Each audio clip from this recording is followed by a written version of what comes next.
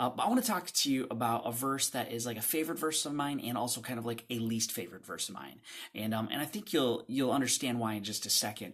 It's found in James 1:19. We talked about this before, but I want to go there for a second because I think it's really, really important.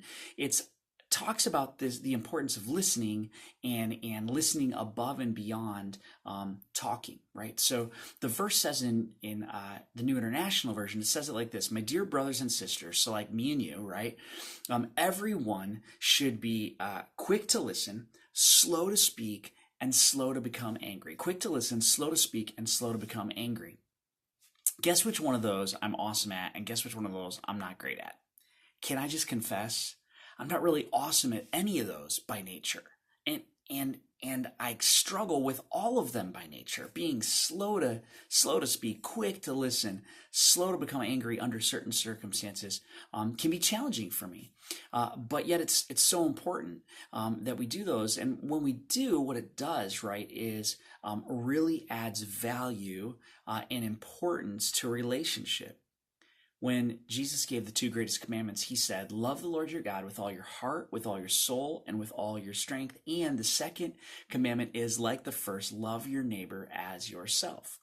So when I listen more than I speak, when I'm slow to anger because I'm assuming the best about the other person, I'm really loving them and adding value, expressing value to who they are. I like how one author said it. He said, walk around putting a 10 on everybody's forehead. That, like, when you're in a conversation with them, no matter what they say, no matter what's going on, no matter how intense it is, put a 10 on their head and realize like they are even better than you think they are when you give them the very best benefit of the doubt.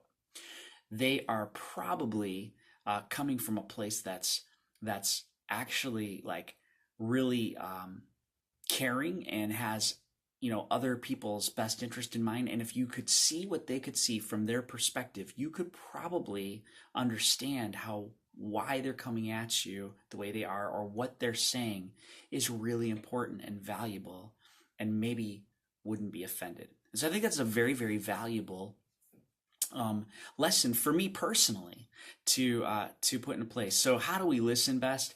Man, I bet you have a lot of great ideas on that, and I'd love to hear some of those. And so let's share those at the huddle this coming Sunday, and I'll come with a few of those as well because I have some thoughts on it as well. But come this Sunday with some of your thoughts on how do we listen best? What works best for you?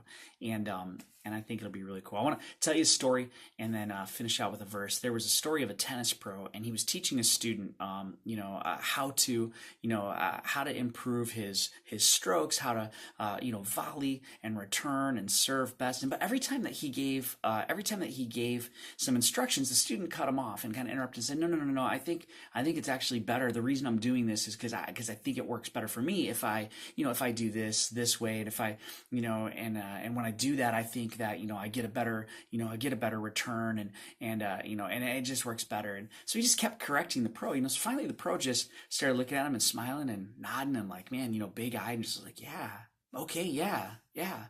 Well, a lady who was watching the conversation on the side was like, after the moment, came back around to the pro and was like, hey, why did you start nodding in agreement with him? Like, he wasn't right, and you're the pro. And the pro said this. He said, I've learned that it's best not to sell answers to somebody who only wants to buy echoes. Sometimes when we don't listen well, it's because we're so interested in getting in what we want to say that we don't actually want to understand. We don't actually want to work to hear what the other person has to offer. We just want to hear them say what we want to hear them say. We really just want to hear ourselves talk. And I'm guilty of this too many times. Some of you know that. You've interacted with me and man, that's Jeremy. So first of all, sorry. I don't want to be like that. I want to be better than that.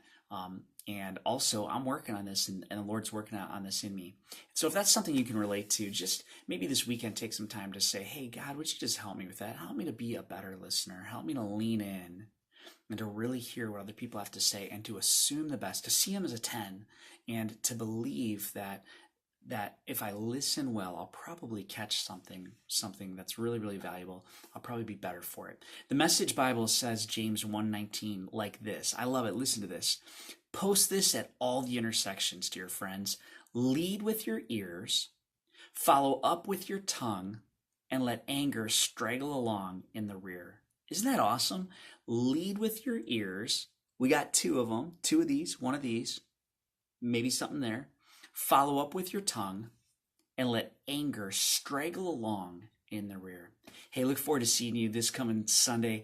Thank you so much for leaning in and looking always to build relationships, both in your world outside of the Connections Ministry here at church, because you're a connector. God's built you that way, and also here at church. And when we do, man, what we do is we take away the opportunity for the enemy to drive a wedge between us and others in relationship, and we open up the opportunity for the Holy Spirit to speak into our lives and to help guide us into greater relationship with others, and ultimately for the purpose of leading them one step closer to Jesus, so that together we can saturate Greater Austin with the love of Jesus. Man, isn't that awesome? I know I mixed the vision and the mission statement together right there, but it's okay. That each of us together can saturate Greater Austin with the love of Jesus. Thank you so much. God bless you. I'll see you on Sunday.